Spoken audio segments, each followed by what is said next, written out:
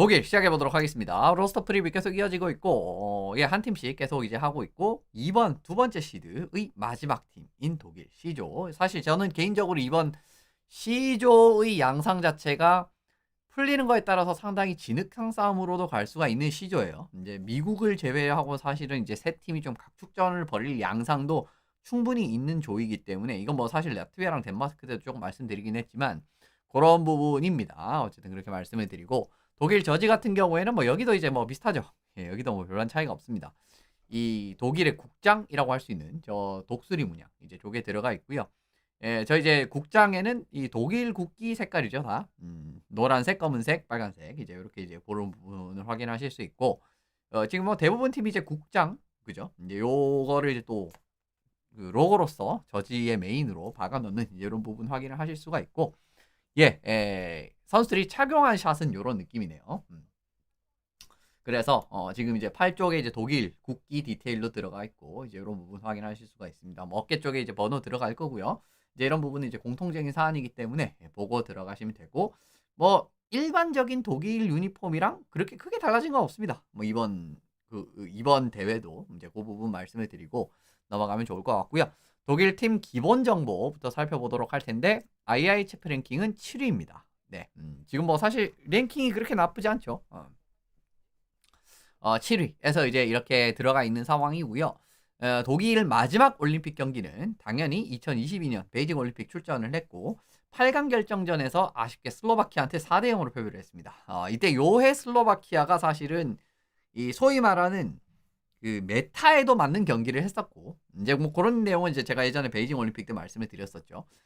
당시 메타에도 맞는 경기를 했었고, 그리고 이 동메달을 땄었습니다. 요때 슬로바키아는. 그렇기 때문에 사실 독일이 이제 여기 지기는 했지만, 근데 실제로 독일이랑 슬로바키아랑 붙는다라고 하면 NHL 선수를 제외하고 붙는다라고 하면 그래도 슬로바키아가 조금 더 이득을 볼 수 있는 그림이 많이 나오긴 하거든요.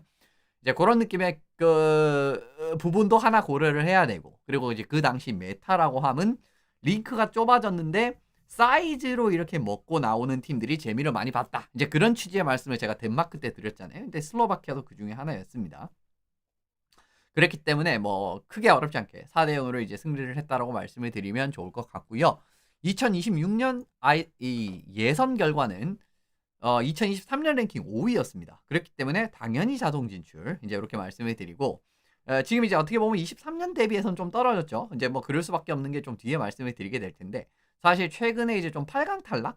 물론 이제 2023년에 은메달을 땄습니다. 이제 근데 그 뒤로 이제 뭐 예선에서 탈락을 한다라든가. 이제 독일 같은 경우 이제 조금 최근에도 보시면은 예선에서 이제 그 월드 챔피언십 말씀을 드린 겁니다. 월드 챔피언십 이제 플레이오프를 못 간다. 이런 해도 있고요.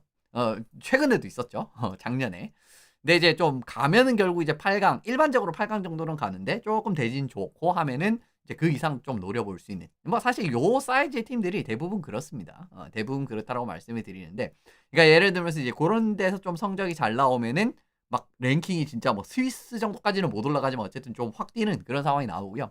그렇지 못했다라고 했을 때는 일단 기본적으로 7위, 8위 한 요 정도 급으로 바라보시면 좋다라고 말씀을 드립니다.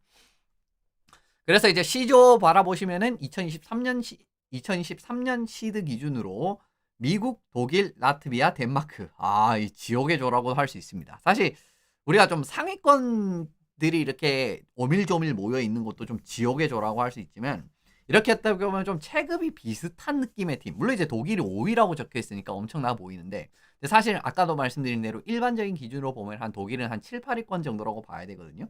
근데 그런 기준이라고 하면 충분히 라트비아랑 덴마크도 이길 수 있는 그림이 나올 수가 있습니다. 근데 전에도 말씀드렸지만 아이스하키라는 스포츠는 기본적으로 티어 차이가 꽤 많이 나기 때문에 순위가 별로 차이 안 나는 것처럼 보이지만 실제로 경기를 붙어보면은 정말 이 원사이드한 게임이 상당히 많이 나오는 편이거든요. 근데 실제로 이제 이 한 5위랑 10위권 정도라고 하면은 그런 느낌의 경기가 나와야 되는데, 그 정도의 차이는 아니다라는 겁니다. 지금 독일이랑 라트비아, 덴마크는. 물론 이제 이 셋 중에 독일이 조금 더 세다라는 거는 맞습니다. 근데 그런데 충분히 라트비아랑 덴마크도 이길 수 있는 그림이 나올 수 있다는 거. 뭐 이런 내용도 좀 마지막에 들어가게 될 거예요. 뭐 이러니저러니 해도 그래도 2위의 강력 후보입니다. 뭐 미국을 이기 물론 이제 미국도 이길 수 있어요. 이제 좀 잘 풀리면 미국도 이길 수 있는 사이즈가 나올 수도 있는데 2023년에도 2023년에 미국이 이겼구나. 그죠? 2023년에 이제 4강에서 미국을 이겼거든요. 이제 그런 거에 나올 수 있는데 실제로 보시면 뭐 32승 75패 9연장 9 무승부니까 뭐 마냥 진다라고 볼 수 없습니다. 이 정도 전적이라고 하면. 근데 이제 라트비아랑 덴마크를 상대로는 확실히 좀 전적상의 우위를 가져가고 있기 때문에 어쨌든 2위의 강력 후보라고 말씀을 드릴 수가 있고요. 이런 과정에서 뭐 마지막에 말씀드리겠지만 어쨌든 순위 관련 말씀드리도록 하겠습니다. 독일 로스터를 보고 들어갔는데 제가 지금 이번 대표팀은 요 이야기를 굉장히 많이 할 겁니다. 2023년에 월드 챔피언십 준우승을 했는데 그 멤버들이 역시나 다수 포함이 되어 있습니다. 뭐 모든 나라들이 뭐 사실은 제가 뭐 독일한테만 이런 이야기를 한 것도 아니고 라트비아 때도 그런 이야기를 했고 뭐 이런 말씀을 많이 드리잖아요. 근데 결국은 굉장히 좀 멀리 간다라든가 뭐 월드 챔피언십 이런 데서 굉장히 성과가 많이 나면은 그 기조를 좀 그대로 가져오는 그게 좀 이제 안전빵이긴 합니다. 물론 이제 2018년에도 이제 평창 올림픽에서 은메달을 땄는데 그건 좀 시간이 많이 지났잖아요. 7년이나 시간이 지났지 않습니까? 이제 그런 과정인데 2023년이라고 하면 뭐 불과 3년 전 이야기니까 이제 고 준우승 팀에서 16명이 선발이 됐는데 이제 그때 성적 이야기라든가 그때 활약상 이야기라든가 이런 이야기들이 좀 포함이 돼 있을 겁니다. 자연스럽게 이제 그럴 수밖에 없어요. 사실 2024년, 25년은 뒤에도 말씀드리겠지만 성적이 그렇게 좋지 않았습니다. 독일 대표팀이. 그렇기 때문에 요 이야기를 좀 많이 할 거다라는 걸 미리 말씀을 드리고요. 골텐더, 수비진 이렇게 구성이 되어 있습니다. 여기도 마찬가지로 굉장히 오소독스하게 3, 8, 14 이제 이렇게 구성이 되어 있습니다. 올림픽에 이제 25명 데리고 갈 수가 있는데 스케이터를 결국은 몇 명 데려갈 것인가. 이제 이 부분이 결국 이제 관건이 될 수가 있거든요. 그래서 이제 지금 이제 보셨던 팀들 중에는 덴마크처럼 이제 수비 7명, 이 공격수 15명 이렇게 데려가도 문제가 없고요. 근데 이제 지금 대부분의 팀들이 수비 8명, 공격수 14명 이렇게 데려가고 있는데 독일도 예외가 아니다라는 겁니다. 기본적으로 뭐 당연히 골리는 3명을 데려가고요. 그렇게 이제 바라보시고 아마 NHL을 보시는 분들은 전혀 익숙치 않은 이름들이 많으실 겁니다. 근데 그거는 이제 뭐 어쩔 수가 없고요. 그만큼 이제 이거는 또 역으로 이야기를 하면은 DEL 독일 국내 리그의 수준이 상당히 높다라는 것도 이제 하나 의미를 한다라는 걸 바라보시면 좋습니다. NLA랑 비슷하다고 말씀을 드리는데 기본적으로 사실은 NLA랑 저는 DEL 같은 경우에는 국내 리그의 장족의 발전이 이 국제 무대에도 영향을 확실하게 주고 있는 두 팀이라고 제가 생각을 하는 팀들이거든요.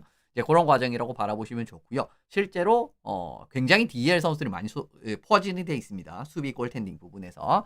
골리 3명은 막시밀리안 프란체프 그리고 그루바워, 니더베르거 이제 이렇게 3명입니다. 그루바워 같은 경우에는 뭐 이제 다들 잘 알고 계시지 않을까 싶고요. 프란체프랑 뭐 니더베르거 같은 경우는 월챔을 좀 많이 보신 분들이나 좀 뭐 DL 많이 보신 분들 당연히 알고 계실 이름인데 막시밀리안은 그냥 맥스라고 많이 쓰죠. 그 F1의 페레스타펀 선수가 이 맥시밀리안이죠 이름이. 그런 걸로 알고 있는데 제가 알기로는 이제 그 맥스로 쓰잖아요. 근데 뭐 줄였으면 맥스로 쓸 수 있겠네요. 그 말씀을 드리고 수비진은 8명인데 가방케, 가이블, 켈벨레 왜 이렇게 어렵냐 이름이. 뮬러 형제, 자이더, 바그너, 비스만 요렇게입니다. 그래서 이제 요렇게 8명인데 갑자기 형제 맞는지 모르겠네. 어쨌든 요나스 밀러, 모리스 밀러 이렇게 2명이 나오게 됐고요. 형제 아닐 수도 있다. 죄송합니다. 이거는 정정을 드리겠습니다. 아닐 수도 있다라는 점. 요렇게 8명입니다. 여기도 이제 자이더 말고는 사실은 이제 조금은 익숙하신 이름이 좀 적을 수 있어요. 이제 말씀을 드리게 되는데 일단 골리진부터 바라보시면은 그루바워가 다행히 올해 시애틀에서도 꽤 잘하고 있다라는 건 상당히 다행입니다. 근데 이제 그 시애틀 이전에도 지난 월드 챔피언십에서도 사실은 굉장히 경기력이 괜찮았었습니다. 중간에 합류를 했나? 뭐 그랬었던 걸로 기억을 하는데 4경기에서 2.0에 93.0%. 지금 뭐 사실은 작년에 보시면은 뭐 코첼라밸리에서도 성적이 별로였었고 시애틀에서도 성적이 좋지 않았지 않습니까? 근데 뭐 월드 챔피언십에 성적 좋았었고요. 올해 뭐 시애틀에서는 왜 그루바워를 시애틀이 데려왔는지를 확실하게 알 수 있는 활약을 펼치고 있지 않습니까? 역시나 이제 이 골텐딩을 이야기할 때는 팀의 수비 체계라든가 투비 시스템이라든가 팀 전반적인 팀의 시스템에 따라서 얼마나 퍼포먼스가 널뛸 수 있는가라는 거. 그로바우를 보시면 확실하게 또 이제 이 좋은 사례라고 생각을 합니다. 그 부분 말씀을 드리는데 어쨌든 월챔에서 작년 월챔에서의 상승세가 올해 지금 소속팀에서 그대로 나오고 있다라는 건 다행이고요. 다른 경쟁권 팀들 아까 이제 제가 C조 같은 경우에 좀 진흙탕 싸움이 될 수 있다라고 말씀을 드렸잖아요. 근데 이제 라트비아 같은 경우에도 실로우스랑 메르지가 있고, 그다음 덴마크도 안데르센이라는 확실한 NHL급 주전을 보유하고 있다라는 걸 감안을 했을 때는 그루바워의 존재는 어쨌든 든든하다고 말씀을 드릴 수 있습니다. 그리고 그루바워는 지금 감독 체제에 썼던 25년 월드 챔피언십에서도 상당히 준수한 성적이 나왔다라는 거죠. 이게 중요하죠, 또. 왜냐하면 지금 감독 체제에서 뛰어봤는데 뭐 사실 메르지 같은 경우에는 메르지 리킨스 같은 경우에는 비톨린시 체제에서 뛰어봤는데 경기력이 굉장히 안 좋았었잖아요. 그런데 그루바워는 그렇지 않다라는 겁니다. 그렇기 때문에 그루바워라는 확실하게 꺼낼 수 있는 카드가 있다라는 거, 이거 독일 입장에서 굉장히 든든한 소식이고요. 그 다음에 그루바워의 경기력이 좀 부진하는 상황이 나올 수도 있잖아요. 그래도 왜냐하면 이제 또 선수들의 클래스가 좀 올라갔기 때문에 예를 들면 그루바워가 조금 경기력이 안 좋아질 수도 있는 거고, 그럴 가능성을 말씀을 드리는 겁니다. 그런데 그렇다라고 하더라도 니더베르거 선수가 있고, 뭐 이 선수 올림픽 3번 출장을 했고, 이번에 3번 출장이죠. 이번이. 그리고 2023년 월드 챔피언십 이 선수가 은메달 하는데도 큰 기여를 했습니다. 2023년 월드 챔피언십 은메달 주전골이었어요. 그때도 이제 올림픽 경력 있는 선수들이 좀 활약을 했었는데 2023년 준결승에서 카운 선수가 3어시스트, 그리고 니더베르그 선수가 30세이브 3실점을 하게 되면서 또 이제 니더베르거도 4강전에서 상당히 좋은 활약을 펼쳤었고요. 그 다음에 이제 월드 챔피언십 2023년 같은 경우에는 뭐 예선 스웨덴 상대로도 21세이브, 22세이브 1실점 하거나, 그리고 8강전에서 토너먼트 레벨 들어와서도 스위스 상대로 29세이브 1실점, 그리고 이제 미국 상대로도 이 경기 이제 4대3으로 이겼거든요. 연장에서 30세이브 3실점을 하는 등 월챔에서도 굉장히 인상적인 활약을 펼쳤습니다. 물론 이제 못했던 적도 있어요. 대표적으로 뭐 22년 올림픽 같은 경우에도 기대보다 좀 못 미쳤었고요. 그런 데도 있긴 있는데 어쨌든 23년에 이 정도 좋은 성과가 났다라는 거는 설령 누구냐, 혹시 그루바워가 조금 애매한 성적이 나온다라고 해도 좀 대체 카드 자체는 있다라는 걸 의미를 하는 겁니다. 이제 그 부분을 말씀을 드리는 거고요. 그리고 이제 수비진 이야기를 해보면 어쨌든 자이더 같은 경우에는 상당히 경기력이 좋습니다. 올해 뭐 이제 자이더랑 이제 에드빈손 페어 같은 경우에는 NHL의 이제 뭐 어엿한 1라인 수비 중에 하나라고 말씀을 드릴 수가 있는 부분인데, 기대 득점 비율 같은 경우에도 55.3%. 이게 뭔 이야기 하냐면은 에드빈손이랑 자이더가 올라왔을 때 득점 실점 모두 합친 이후에 기대 득점값, 기대 실점값 이걸 이제 모두 합친 다음에 어느 쪽의 비중이 더 높은가, 이제 그렇게 바라보시면 좋아요. 그러니까 이제 이게 50% 이상 나오면은 결국 기대 득점값도 이 양수가 나온다라는 거죠. 기대 실점값보다 크다라는 걸 이야기를 하는 거죠. 골도 마찬가지고요. 그리고 이제 SAT 같은 경우에는 이 선수들 두 명이 올라왔을 때 얼마나 이제 슈팅 허용을 했느냐. 우리가 슈팅 시도를 한 것도 있을 것이고, 그리고 우리가 슈팅 허용한 것도 있잖아요. 그 비율을 따져봤을 때 이것도 마찬가지로 53.5%라고 하면 이 둘이 올라왔을 때 어쨌든 슈팅 마진이 조금 더 높다라는 걸 의미를 하는 겁니다. 그 부분에서도 이제 지금 뭐 리그 10위권에 이제 들어가 있으니까 어쨌든 자이더 같은 경우에는 원래는 자이더가 좀 수비력이라든가 이런 부분에서는 조금 안 좋은 아직까지는 그래 좀 더 발전해야 된다는 평가가 있었거든요. 근데 이제 올해 이제 그런 부분을 확실히 깨는 모습이 나왔다라고 말씀을 드립니다. 참고로 자이더는 2023년, 25년에 뮬러 선수, 2명의 뮬러 선수랑 같이 호흡을 맞춘 적이 있습니다. 23년에는 그죠? 이름 뭐였더라? 까먹었다. 어쨌든 23년, 25년 이렇게 다른 선수들이랑 이 뮬러 2명인데 잠깐만 봅시다. 이름. 모리츠 뮬러, 23년에 모리츠 뮬러였고요. 2025년에는 요나스 뮬러, 이렇게 이제 2명이서 이렇게 호흡을 맞췄었습니다. 근데 모리츠 뮬러는 이제 39살, 나이가 좀 많기는 많거든요. 그래서 어쨌든 현 감독 체제에서도 1라인 역할을 소화를 했다라는 겁니다. 자이더가. 이제 그게 중요하죠. 이제 요 부분 말씀을 드리고, 참고로 이제 2023년 로스터 선발 자원에서 수비진에서 꽤 많아요. 가방케, 뮬러 2명, 자이더, 바그너, 비스만. 수비 8명 중에 6명이 2023년에 은메달 땄을 때 로스터 자원들입니다. 이제 이 부분에서 어쨌든 하나 보시면 좋고, 그리고 수비진 대부분이 역시나 당연히 자이더를 제외하면 다 DEL 소속인데 아주 이제 빠르신 분들은 눈치채셨겠지만 같은 팀 소속이 있죠. 그죠? 가방케, 캠블레 같은 경우는 아들러 마나임, 그리고 뮬러, 가이벨, 비스만은 에이스바렌 베를린. 그 다음에 이제 뭐 다른 2명은 다른 팀 소속이긴 한데 어쨌든 같은 팀 소속이 또 많다라는 거. 이거 또 뒤에 좀 말씀을 드리겠습니다. 어쨌든 그런 느낌으로 수비진이 구축이 됐다라고 말씀을 드리고요. 공격진 14명은 이렇게 구성이 됐네요. 뭐 여기는 이제 그래도 좀 NHL만 보신다라고 하더라도 좀 눈에 익은 이름들이 상당히 좀 나오고 있죠. 드라이자이틀, 페테르카, 그리고 뭐 토비아스 리더 같은 경우에는 NHL에서 뛰었던 선수고, 루카스 라이헬이라든가, 그죠?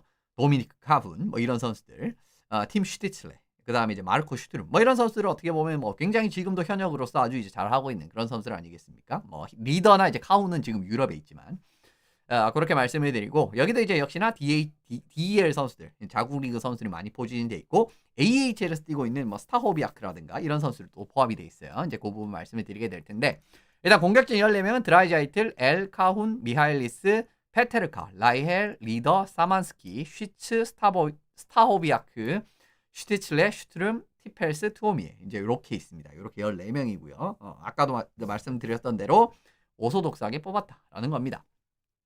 독일 역시나 이제 뭐 눈에 띄는 거는 1, 2, 3라인 NHL 센터들이 들어가죠. 요거 이제 어떻게 보면 또 큰 강점이라고 할 수 있지 않겠습니까? 아무래도 이제 결국 센터라고 하면 조합의 축을 짜는데도 상당히 중요하다라고 말씀을 드릴 수가 있는데 1라인, 2라인, 3라인에 드라이자이틀, 슈티칠레, 그 다음에 슈트룸 이렇게 들어갈 수 있다라는 거는 또 이거는 이제 소소한 장점이라고 말씀을 드릴 수가 있어요. 센터 라인에서는 사실은 좀 상위권 팀이랑도 비벼볼 만하다. 우세에 서기에는 힘들 수 있지만 그래도 비벼볼 만할 정도의 사이즈는 나오지 않습니까? 그 부분을 말씀을 드리게 되는데 역시나 1, 2라인 센터 드라이자이트 슈티칠레는 지금 NHL에서 슈퍼스타 반열에 뭐 이미 이제 드라이자이트는 들어있고 슈티칠레도 이제 들어가려고 하고 있죠. 들어갈랑 말랑 하고 있는 그런 상황이죠. 이런 과정이고 실제 슈티칠레도 올해도 이제 성적이 상당히 좋고요. 드라이자이트도 마찬가지입니다. 두 선수의 강점은 스피드, 마무리 능력 모두 좋습니다. 사실 지금 포인트도 굉장히 많이 뽑았지만 두 선수의 역시나 강점은 이 스케이팅 게임에도 있거든요. 근데 우리가 보면은 좀 사이즈가 크고 그런 선수들이 좀 스피드가 좀 느리고 이런 상황들도 좀 있잖아요. 근데 드라이자이틀 같은 경우에도 탑 스피드가 37km 넘어가는데 상위 7%, 슈티칠레는 뭐 지금 37.88 상위 2%, 공격수 중에 상위 2%입니다. 그리고 32km 이상 같은 가속 같은 경우에는 뭐 상위 1%고요. 슈티칠레는 드라이자이트는 119회 실시를 했는데 요것도 상위 10%입니다. 상당히 괜찮죠. 이런 과정이기 때문에 어떻게 보면은 이 부분을 말씀을 드리고 싶다라는 거고 페테르카 1라인 됐든 2라인 됐든 페테르카가 윙으로 나올 거 아니겠습니까? 페테르카 역시 득점력과 마무리 능력에는 스피드와 마무리 능력에는 역시나 좀 리그 내에서도 상당히 좋은 자원이다라는 걸 말씀을 드리는 겁니다. 32km 가속, 그 다음에 슈팅 이런 것들 성공률 이런 부분 상당히 준수한 부분 확인하실 수가 있죠. 슈팅 관련도 이제 상위 20% 내로 들어가니까. 그리고 마르코 슈트룸 선수도 올해는 이제 스케이팅 그게 좀 그렇게 좋지는 않게 찍혔는데 기본적으로 이 선수도 이제 스피드나 이런 부분은 나쁘지 않은 선수예요.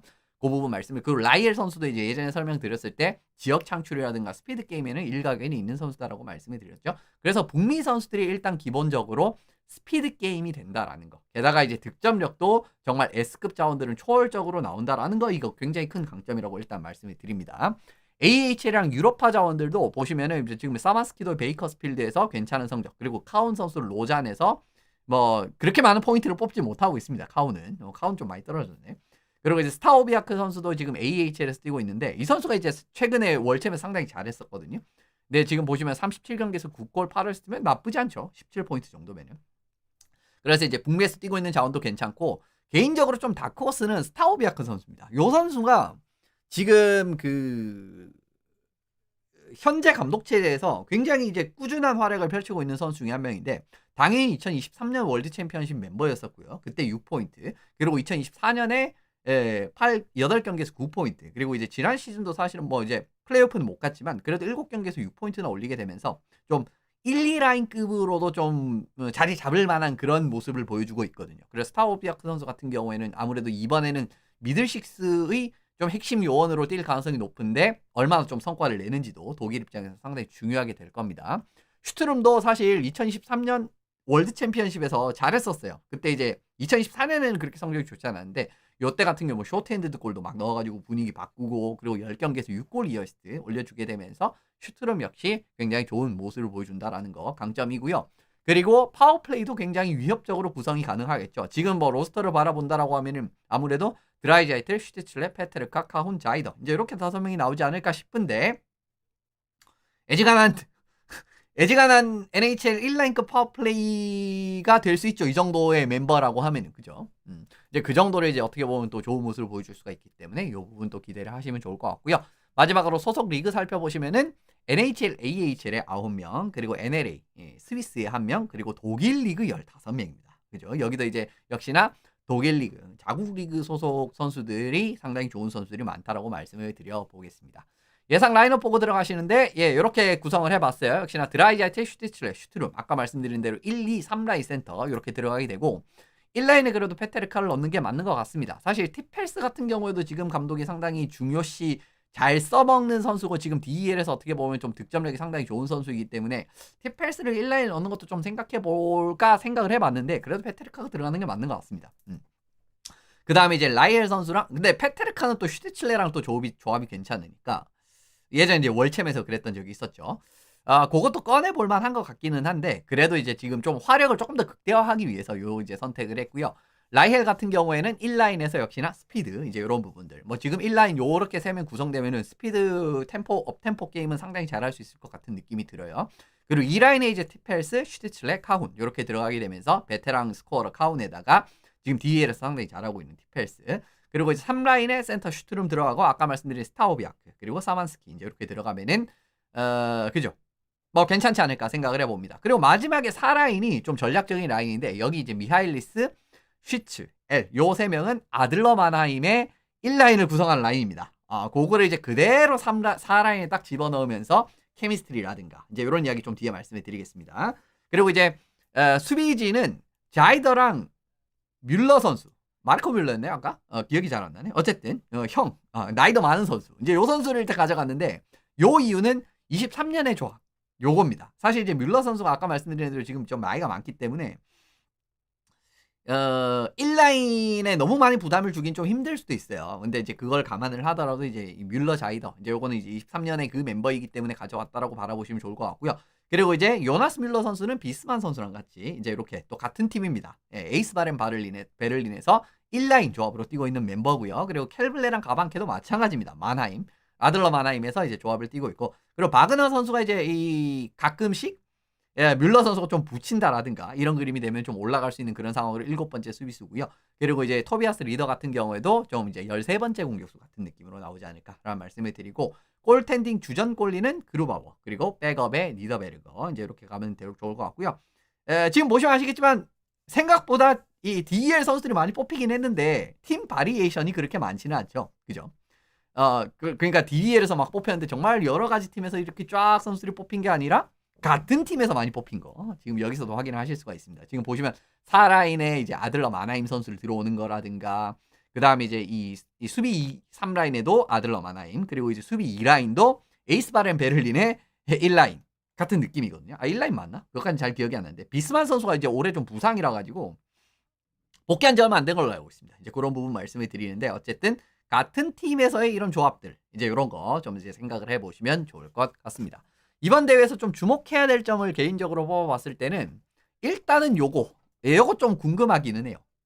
그러니까 슈퍼 에이스로서의 드라이자이트. 그러니까 이제 뭐 역시나 이 독일 대표팀의 간판은 드라이자이트이 될 수밖에 없습니다. 지금 사실은 독일 역대 선수 중에서 가장 뛰어난 활약을 펼치고 있고요. NHL에서 뛴 선수 독일 선수들 중에서 이미 뭐 가장 뛰어난 선수고요. 물론 이제 독일에도 정말 이제 위대한 NHL 선수들이 많이 있었지만은 그 선수들이 이미 비교가 안 될 정도로 정말 슈퍼 에이스의 모습을 많이 보여주고 있습니다. 이제 그런 과정인데 국가대표에서 이게 얼마나 발휘가 될지 요거 일단 하나 지켜보시면 좋은데 일단 월드 챔피언십 마지막으로 나온 게 그러니까 드라이자이틀이 독일 대표팀으로 마지막으로 국가대표를 나온 게 2019년이에요. 굉장히 옛날 이야기죠. 그죠? 적어도 7년 전 이야기이기 때문에 이 정도의 시간이 있다라는 거. 그리고 이제 월드 챔피언십의 뭐 기록 자체는 그렇게 나쁘지 않죠. 그죠? 8경기 4포인트. 저건 뭐 좀 어릴 때니까 뭐 그렇다고 치고. 뭐 2017년 같은 경우에 3경기에서 2어시스트. 그리고 2018년 같은 경우에는 7경기 9포인트. 그리고 2019년 같은 경우에 8경기 8포인트. 경기당 1포인트씩 찍어줬으니까. 어쨌든 에이스로서의 역할을 못 해준 건 아닌데 이게 독일 대표팀이 드라이자이틀 있을 때 그렇게 멀리 못 갔어요. 그러니까 2016년 같은 경우에도 8강에서 패배를 했고요. 그리고 2017년 같은 경우에도 8강 패배, 2019년 같은 경우에도 8강 패배였습니다. 2018년에는 플레이오프도 못 갔습니다. 그런데 그러면 8강 경기에서라도 좀 잘했으면 얘기 다르잖아요. 근데 8강 경기에서 포인트를 한 번도 올린 적이 없습니다. 그러니까 결과적으로는 이 슈퍼 에이스로서의 드라이자이틀이 어쨌든 이번 올림픽이 아니라 올림픽은 꼴찌를 해도 독일이 꼴찌할 일은 없습니다. 근데 꼴찌를 해도 플레이오프 라운드를 진출을 할 수는 있잖아요. 그럼 어쨌든 뭐 플레이오프 1라운드는 이제 뭐 8강 결정전은 통과한다라고 하더라도 8강부터는 또 이제 정말 스타 파워가 좀 필요한 그런 상황이 나올 수도 있지 않습니까?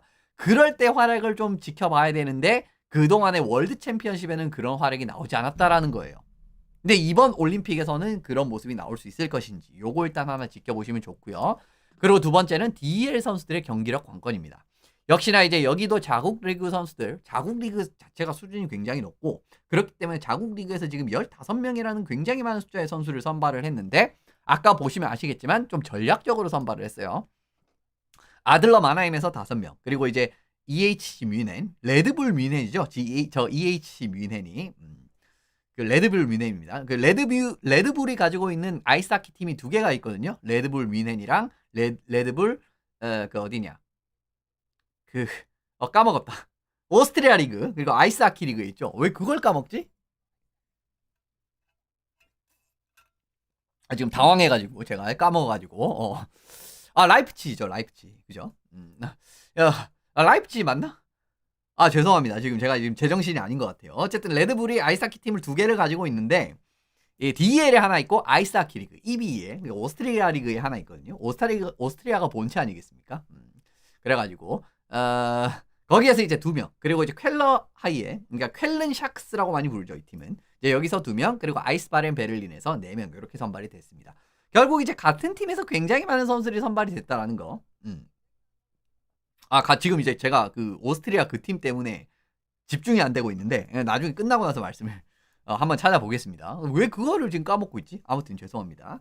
그래서 일단 있어서는 안 되는 지금 실수를 했어요. 죄송합니다. 일단 그래서 어쨌든 같은 팀이 굉장히 많이 선발이 됐다라는 걸 일단 말씀을 드리는 거고요. 그리고 같은 라인에서 뛰는 자원들이 많이 또 이제 선발이 됐습니다. 아까 제가 라인업 때 설명을 드렸지만 최근도 그렇고 라인업을 바라봤을 때 같은 라인에서 뛰는 선수들도 많이 선발이 됐어요. 이건 이제 굉장히 전략적으로 선발했다고 말씀을 드리는 거고요. 기본적으로 정말 5명의 같은 팀 선수가 유닛으로서 출장 가능성까지도 존재 가능하거든요. 아까 제가 4라인, 3라인에서 이제 배치한 선수를 보셨겠지만 아들러 마나임 선수들이 정말 하나의 유닛 같은 느낌으로 나오게 되면서 출장 가능성까지도 기대할 수가 있다라는 겁니다. 물론 이건 아들러 마나임 선수뿐만 아니라 아까 이제 이 수비진도 에이스바렌 베를린 선수들이 이렇게 호흡을 맞춘다라든가 이런 것들이 있었잖아요. 저는 이제 그렇게 짰었잖아요. 이제 이런 가능성이 있다라는 거를 일단 말씀을 드리게 되는 부분이고요. 실제로 DEL 출신 자원들이 최근 월드 챔피언십에서 꽤 중요한 활약을 많이 했었어요. 23년 은메달 딸 때도 비스만과 뇌벨스 같은 선수들이 좋은 활약을 펼쳤었고요. 지금 보시면은 이때 이제 카우는 이때도 이제 NLA에 있었습니다. 스위스에 있었어요. 그리고 2024년 월드 챔피언십 같은 경우에도 페데를, 엘리츠, 스타보호비아크, 그리고 미하일리스 이런 선수들이 굉장히 많은 포인트를 뽑아줬고요. 그죠? 뭐 페테르카만큼이나 포인트를 뽑았지 않습니까? 그리고 지난해 월드 챔피언십 성적은 좋지 않았지만 그래도 DEL 자원들이 경기력이 괜찮았었습니다. 스타오비아크 6포인트, 사마스키 5포인트, 켈블레 4포인트, 슈츠 선수가 4포인트. 사마스키는 지금 이제 AHL에 있는데 이때는 DEL에 있었어요. 이제 이런 과정에서 이제 DEL 선수들이 정말 그냥 로스터에 그냥 있는 수준이 아니라 굉장히 전방위적인 기여를 해주게 되면서 팀의 중심 자원으로서 이렇게 자리를 잡고 있다라는 걸 말씀을 드리고 싶은 거고 이제 그 부분 확인을 하실 수가 있었고요. 그리고 지난 올림픽 자원이 다수 선발이 또 됐습니다. 2022년 베이징 올림픽에서 뛰었었던 카훈, 뮬러 2명 다, 그리고 니더베르거, 리더, 티펠스, 바그너, 그리고 이제 평창 때 뛰었던 선수도 3명이 어쨌든 선발이 돼 있어요. 이런 또 경험적인 측면이 일단은 DEL 자원들도 그렇고 한 명은 NLA 자원이지만 이런 부분 무시할 수 없다라고 말씀을 드리고 결국은 같은 팀 소속 자원 선수들이 다수 있다라는 거는 다수 있고요. 이거 하나, 그리고 플러스 대표팀 소집 경력도 사실 굉장히 많은 선수들입니다. 지금 선수들이. 그렇기 때문에 기본적으로 팀워크를 좀 깔고 갈 수 있다라는 거는 또 이제 말씀을 드릴 수가 있어요. 그러니까 같은 팀인 것도 그렇지만 같은 라인에 뛰는 선수 아니겠습니까? 거기에다가 플러스 알파로 국가대표에도 최근에 굉장히 많이 소집이 된 선수들이 많다라는 것도 이것도 기본적으로 팀워크를 좀 깔고 갈 수 있다라는 거, 요거 말씀을 드릴 수가 있기 때문에 이 부분에서 좀 좋아 보인다라고 말씀을 드리면 좋을 것 같습니다. 올림픽 일정 및 예상 성적 보고 들어가실 텐데 독일 올림픽 일정은 2월 12일 새벽 5시 10분에 덴마크와의 경기가 있고요. 그리고 이제 2월 14일 날 8시 10분에 라트비아와의 경기가 있습니다. 그리고 2월 15일 마지막 5시 10분에 또 미국과의 경기가 예정이 돼 있어요. 뭐 우리나라에서 좀 보기는 힘든 경기들이 좀 있죠. 우리나라 한국 친화적이지 않은 시간대 5시 10분 이런 건 굉장히 이제 한국 친화적이지 않은 시간 아니겠습니까? 어쨌든 이제 이렇게 이제 대진이 배치가 돼 있고 역시나 관건이 되는 경기는 첫 두 경기의 향방입니다. 첫 두 경기에서 진짜 승점 6점 따면서 미국전 들어가면은요. 진짜 뭐 미국을 물론 이제 지금 미국 팀은 2023년이랑 비교를 하면 당연히 훨씬 더 약한 팀이긴 하지만 그래도 이 기세를 살린다라든가 팀 조직력이라든가 이런 걸 보여주면서 또 뭔가 이제 좀 재밌는 시나리오를 만들 수 있을 가능한 여지가 있기는 하거든요. 그래서 이제 결과적으로 첫 두 경기의 향방이 꽤 중요하다고 말씀을 드립니다. 그렇고요. 근데 하롤트 크라이스 감독이 들어온 이후로 덴마크전 성적이 그러니까 하롤트 크라이스 감독이 2022-23 시즌부터 대표팀 지휘봉을 맡기 시작을 했는데 덴마크전 성적이 싹 그렇게 인상적이진 않아요. 지금 보시면은 2승 1연장승 2연장패 그 정규패는 없습니다. 근데 결국은 3승 2패라는 거죠. 3승 2패를 하고 있고 또 이제 좀 찝찝한 거는 최근 두 경기 연장 이후 승부에서 다 졌다라는 겁니다. 슈다웃패 하나 있고 그러니까 2025년 월챔에서 이제 슈다웃패였었고 예선에서 그리고 이제 그 전에 붙었을 때 아마 그 졌을 거예요. 네, 연장패를 당했을 겁니다. 이런 느낌이기 때문에 지금 이건 조금 찝찝할 수 있는데 그래도 어쨌든 전체적인 그걸 따져보면 3승 2패라는 거 요건 좀 그런 말씀을 드리고 그래도 이제 하롤트 크라이스 체제 들어온 이후로 라트비아는 잘 잡습니다. 라트비아는 잘 잡았어요. 그러니까 작년에도 월드 챔피언십에서 8대1 대승을 얻었고요.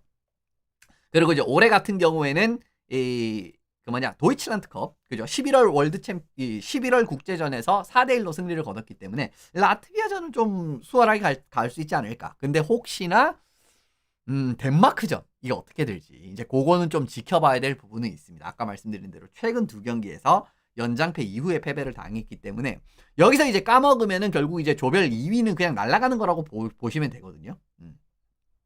그래서 일단 아까 말씀드렸던 대로 기본적으로 승점 6점은 먹고 가야 되고요. 이제 그 이후에 어떤 결과가 펼쳐지느냐는 좀 지켜볼 필요가 있습니다. 그죠? 그리고 걱정되는 점이 또 하나가 있는데 크라이스 감독 들어온 이후로 좀 월드 챔피언십 성적이 점진적으로 좀 결과가 안 좋게 나오고 있어요. 정확히 말씀드리면 이게 점진적으로 안 좋게 나오는 것도 안 좋게 나오는 거고 그리고 뭐라고 해야 되죠? 그냥 평균으로 회귀한 거나 다름없거든요. 그죠? 그러니까 이 2023년 같은 경우에는 기대보다 훨씬 더 성적이 잘 나와서 은메달이 나왔던 건데 아까 이제 제가 이제 서두에 들어갈 때 독일 같은 경우에는 기본적으로 8강이라든가 아니면 이제 조금 안 풀리면은 이제 예선 그 플레이오프를 못 가는 그런 상황도 많이 나온 팀이라고 말씀을 드렸잖아요. 그러니까 이제 결과적으로 바라봤을 때는 크라이스 감독 같은 경우에는 지금 첫 부임하고 월드 챔피언십에는 정말 홈런을 쳤지만 그 이후로부터는 조금 그냥 일반적인 성적이 나오고 있다라는 거. 물론 이제 뭐 정규 예선에는 뭐 5승 2패하고 이런 것들은 괜찮은데 어쨌든 이제 뭐 작년에도 결국은 플레이오프 라운드를 못 갔거든요. 이제 이런 과정에서 이제 하나 말씀을 드리면 좋을 것 같고 그리고 또 조금 문제가 되는 건 뭐냐면 상위권 팀들을 상대로 공격력이 말라붙으면서 좀 지는 게임들이 있었다라는 겁니다. 그러니까 스위스전 1대5 패배 그리고 이제 이 미국전도 이제 6대3으로 패배를 했고요. 그리고 이제 체코전 같은 경우에도 0대5로 패배를 했고 그리고 덴마크전 아까 말씀드렸던 덴마크전도 2대1 패배 이거 슛아웃이었을 겁니다. 이제 이런 그림들이 있기 때문에 좀 상위권을 상대로 좀 말라붙는 느낌의 공격력이 나올 때가 있거든요. 근데 이게 또 나오면은 골치 아파지죠. 그러니까 이제 플레이오프 이후 라운드 이야기입니다. 요거는. 그래서 이제 말씀을 드리게 됐는데 그래도 조별 예선에는 다른 팀 대비해서 이전 대회 대비 더 뛰어난 조. 그러니까 이전 대회라고 하면 월드 챔피언십 이야기를 말씀을 드리는 거죠. 근데 월드 챔피언십 대비해서 훨씬 더 좋은 탑6 자원들이 들어오기 때문에 당장 드라이자이틀도 그렇고요. 그리고 이제 뭐 슈티칠레는 작년에도 이제 조금 뒤에 합류해가지고 경기를 뛴 게 있긴 있었는데 어쨌든 뭐 이번에는 처음부터 이제 드라이자이틀 슈티칠레가 가동이 될 거 아니겠습니까? 이런 느낌은 또 천지 차이거든요. 그런 느낌이 되기 때문에 결국은 C조 2위는 할 수 있지 않을까. 미국이 이긴 좀 힘들 것 같습니다. 근데 어쨌든 라트비아랑 덴마크를 상대로는 그래도 승점을 조금 긁어 모으면서 C조 2위는 가져가지 않을까. 뭐 그런 생각을 해보게 됩니다. 물론 이제 플레이오프 직행은 어려울 거라고 생각해요. 플레이오프 직행은 현실적으로 좀 어렵다고 생각을 하는데 어쨌든 시조 2위 자리는 가져갈 수 있지 않을까 이렇게 생각을 해봅니다. 어쨌든 이렇게 말씀을 드리고요. 오늘 뭐 내용은 이렇게 마무리를 해보고 독일 이제부터 점점 센 팀 나오죠. 독일도 그렇고 이제 앞으로 남은 팀이 이탈리아를 제외를 하면은 이제 1번 시드들이 남아있기 때문에 뭐 미국, 캐나다, 핀란드 이렇게 세 팀이죠. 또 많이 기대를 해주시면 좋겠고요. 어쨌든 오늘은 여기서 마무리를 지어보도록 하겠습니다. 이번 올림픽 같은 경우에는 지속적으로 아마 커버리지가 들어갈 예정이고 아마 라이브 코멘터리라든가 이런 부분 뭐 치지직도 그렇고 뭐 유튜브 채널은 어떻게 운영이 지금 좀 고민을 하고 있는데 어쨌든 올림픽 이후로도 많은 관심 부탁드리면서 오늘은 여기서 마무리해 보도록 하겠습니다.